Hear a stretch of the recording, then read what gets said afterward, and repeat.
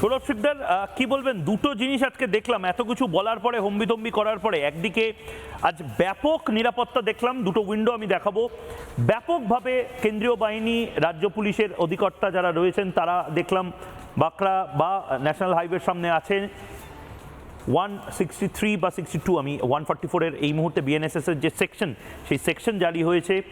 আর অন্যদিকে দেখলাম পা সিদ্দিকুল্লাহ চৌধুরী কেন্দ্রীয় বাহিনী এবং পুলিশকে দেখে ভয় পালালেন।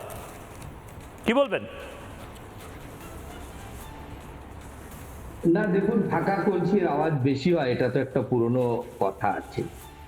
কিন্তু আমার এখানে সিদ্দিকুল্লাহ চৌধুরী আপনাদের চ্যানেলে বা অনেক জায়গাতে বলেছে আমি নাকি গুন্ডামি করছি, আমাকে নাকি অ্যারেস্ট করা দরকার। আমি ওনাকে একটা সিম্পল কোশ্চেন করেছিলাম মহিলা, যার উত্তর উনি দিতে পারেননি। আপনার চ্যানেলে এলে আমি আবার করব। সেটা হচ্ছে পার্টিকুলারলি একটা হাই সিকিউরিটির এরিয়ার মধ্যে থাকাকালীন এই মসজিদটাতেই নামাজ পড়ার জন্য ওনার এত ইন্টারেস্ট। আমি জিজ্ঞেস করেছিলাম যে বাইরে তো গৌরীপুর মসজিদ আছে, বাইরে তো ঠিক বাঁকড়াতে অ্যাক্রস দ্য রোড ওখানে একটা মাদ্রাসা আছে, তার মধ্যে মসজিদ আছে।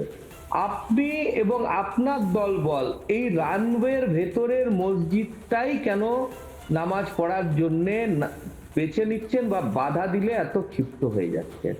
কোথাও থেকে কোনো বিদেশি শক্তি কাজ করছে না তো? কোথাও থেকে এখানকার কোনো ছবি, ভিডিও বা তথ্য কোথাও পাচার হয়ে যাচ্ছে না তো? কারণ এখান দিয়ে প্রধানমন্ত্রীর বিমান টেক অফ করে, ল্যান্ড করে, আমাদের মুখ্যমন্ত্রী সপ্তাহে 2-3 দিন যান, তার বিমান হয়।